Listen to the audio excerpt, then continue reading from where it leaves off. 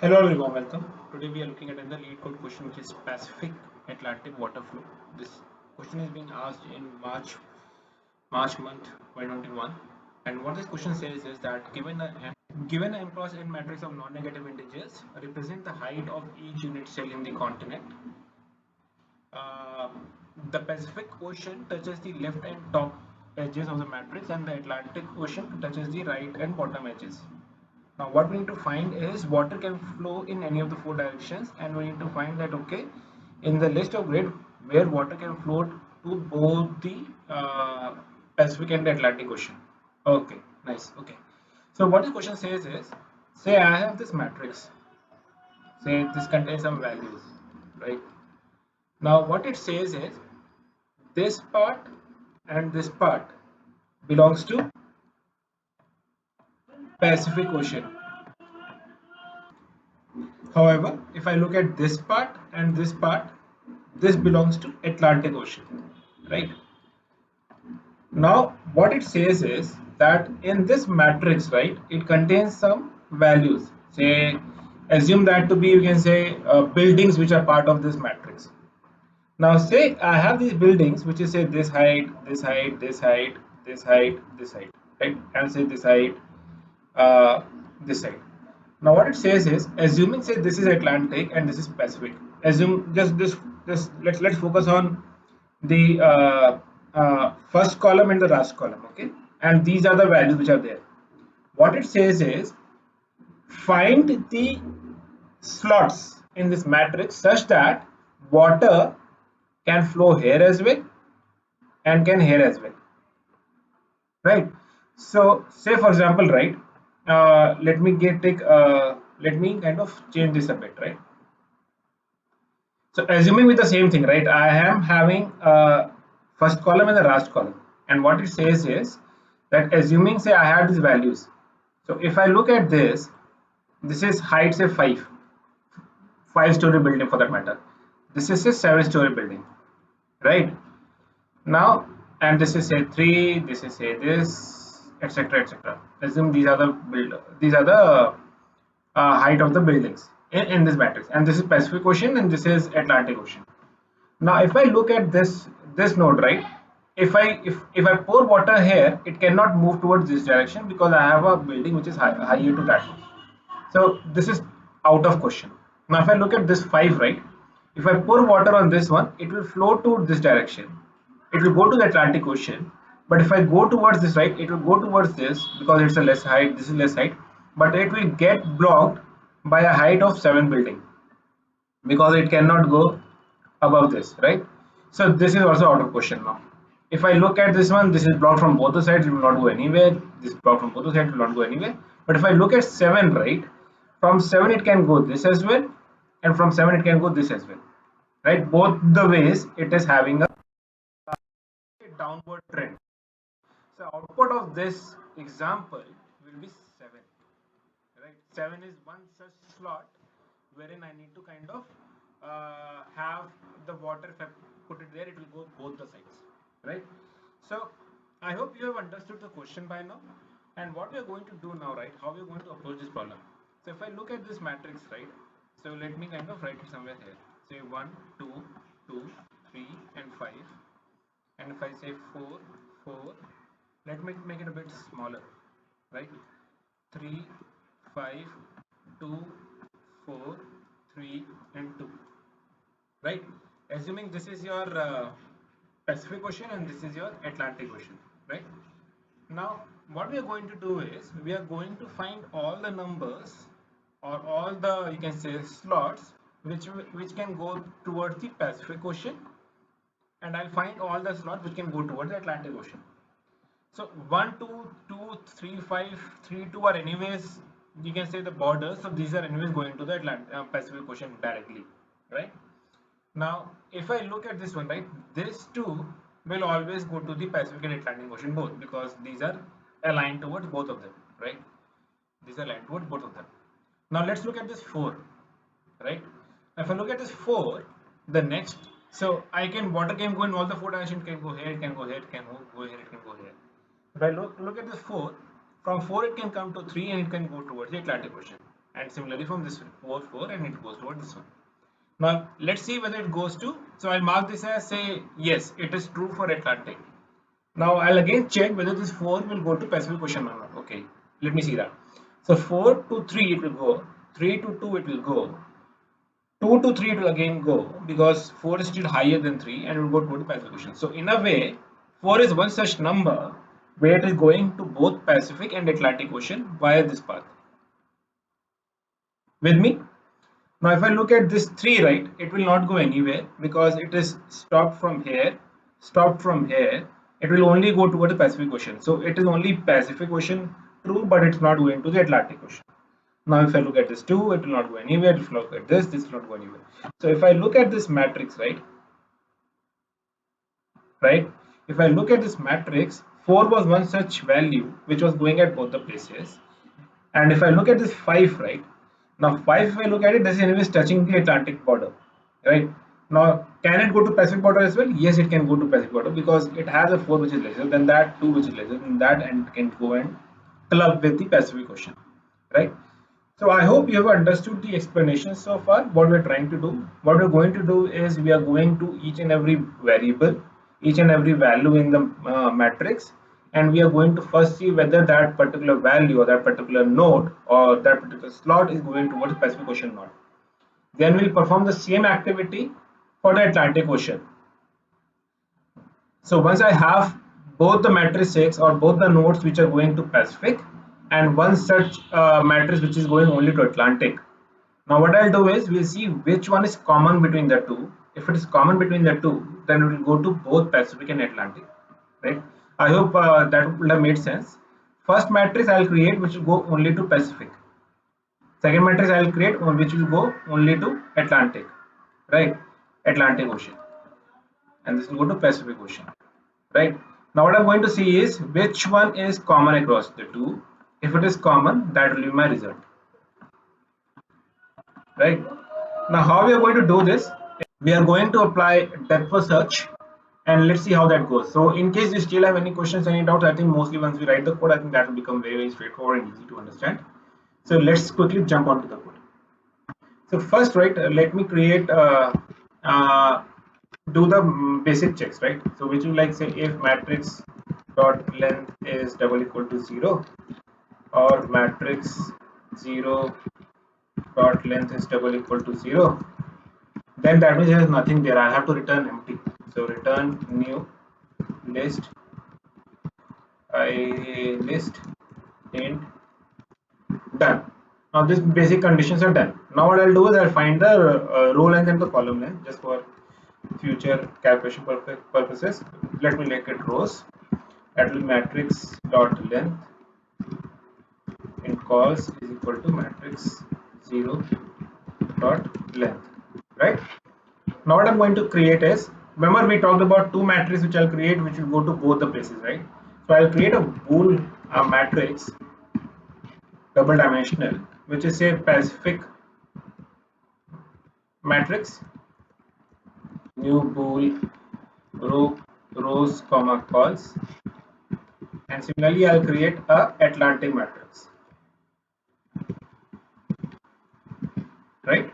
Now I have these two values. Ultimately what I'm going to do is I'm going to say create one more say result set. Say let me create var results which will be equal to again new list of I list int, and what I'm going to do is find common in Pacific and Atlantic and add to result set, right? This is what we are going to do, but before going there, let's quickly uh, find the common slots, right? This is what we're going to do now.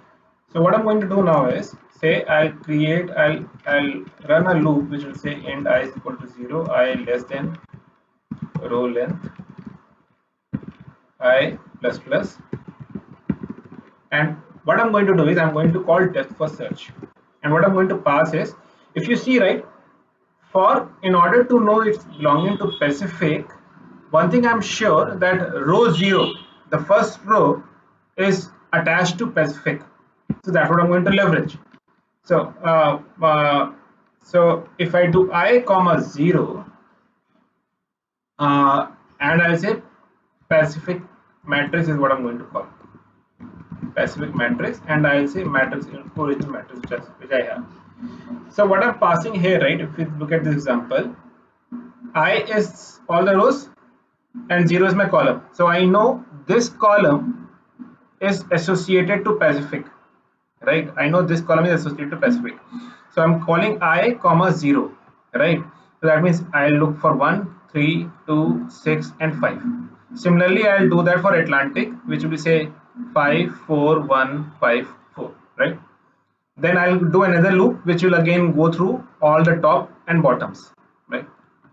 So this is my for Pacific matrix, and what I'm going to do is one I'll do for Atlantic matrix, which will say I comma call calls minus 1 comma Atlantic matrix and matrix, right? So I calls minus 1 will be my last values. Now I'll repeat this for the top and bottom. So for int I is equal to 0, I less than calls dot length I plus plus, and I'll say dfs. I say 0, 0 will be your first row, comma I, all the columns post that, and Pacific matrix, comma matrix. I'll tell you why I'm passing the original matrix as well, but I'll discuss that in detail. So just hold on to that if you have a question that okay, why I'm passing the matrix here, right? And enter the bottom one. So row length minus 1, comma I, comma Atlantic matrix, comma matrix, right? So this is where first I'll my these two loops will ensure that my Atlantic matrix is filled with all the values as true if a given value is going to given slot is going towards the Atlantic Ocean or not, right? Let me then quickly create a method which will do the major operations, right? So that will be say private void. I'll call int row, comma int column, comma what will be my matrix, that will be bool, comma mat. So input matrix say and bool, sorry, this will be int original matrix, right? Now what I'll do is the moment I'm coming into this, that means I'm working on that slot. So I'll say input matrix say row comma call is equal to true, right? Now what I'm going to do next, is I'm going to look at all the 4 directions from that particular slot to see whether I'm going towards the Pacific Ocean or not, right? So in order to have the directions ready, I'll create a directions array, which will say something like int directions is equal to new int, right? That will be say new int 0 comma 1. That means I'll move one row, uh, new int 1 comma 0, 1 comma 0, new int 0 comma minus 1, and new int minus 1 comma 0. So these are all the 4 directions which a given water has to flow, because it has to go top, bottom, left, and right. Now what I'm going to say, I'm going to loop through these directions. So for each where dir in directions, and what I'm going to say is I'm going to create new row. So my new row will be with respect to this direction, which will be row plus dir 0, and my new call will be equal to call plus dir 1, right? Now these are my new rows and new columns. Now with this new rows and new columns, I'll check whether these are inside the matrix or not. What I mean by that is I'll say, okay, if my new row is less than 0, or my new call is less than 0, or new row is greater than equal to a row length.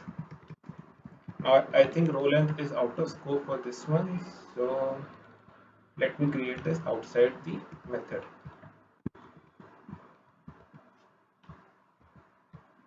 Let me create this outside the int calls. So I have these two variables accessing down below. So this will be rows, or new call is greater than equal to calls, or this particular new row or new column is not visited till now. So input matrix, say new row comma new call is not visited till now. I'll say simply return or simply continue with the operation. Means I don't need to look at this row and the column because these are not coming under the boundary conditions, right? So why I have added this check is because I don't want to go through the same node twice, because I've already worked on that node. So I'm just checking if I have already worked on that node. I'll simply continue, right? The next set of check is if, so if you remember, right, what we said is water will always follow the downward trend, right? So if my new row and new column is less than the original matrix row and column, right, then it's of no use. Water will not flow in that direction. What I'll say is if my original matrix new row new column is less than my original matrix row and call, it's of no use, because uh, then reach the it will not reach the given ocean, right? It will not move, either go to the Atlantic Ocean or the Pacific Ocean that way, right? If everything else comes out to be true, right? What I'm going to do is I'm going to call the new set of nodes which I just found. I'll say input matrix, comma original matrix.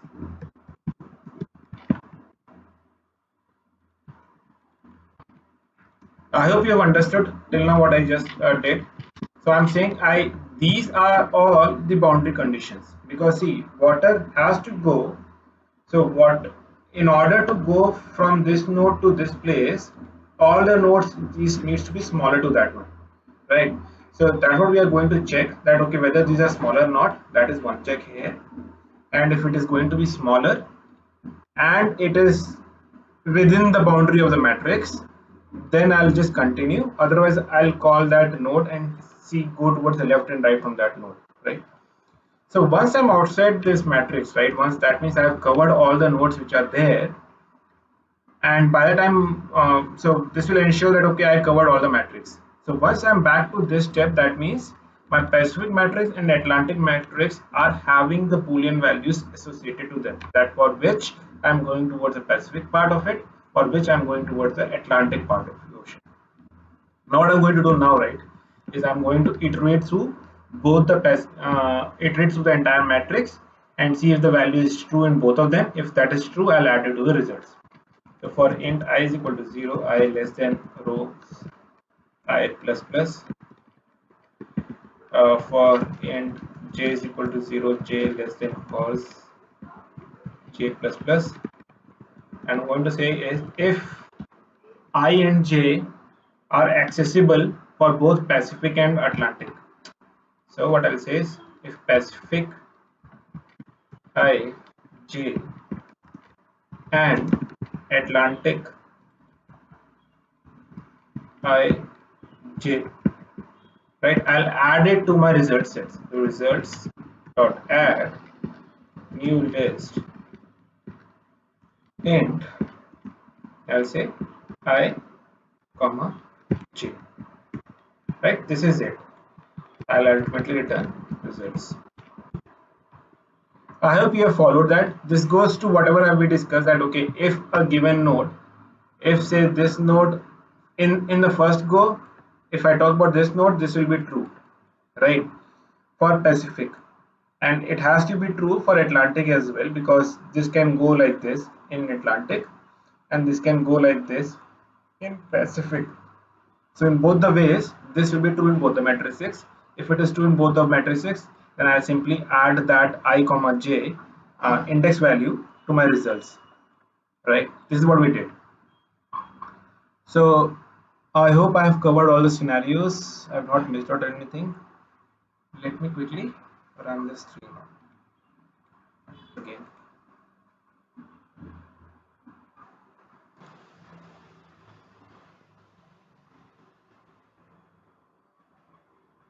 Okay, so let me see if I got expected results. So I got 041314223031. Cool.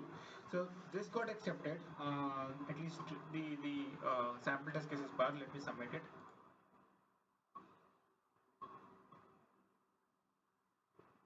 Cool, it got accepted. Now, if we talk about the time complexity, right? That will be O of m into n, which will be your the time complexity, and if I look at space complexity, that will again be of O of m and n, because I'm using a bool array to kind of store the values. So this is it, guys. In case you still have any questions, any doubts, please do reach out to me in the comment section.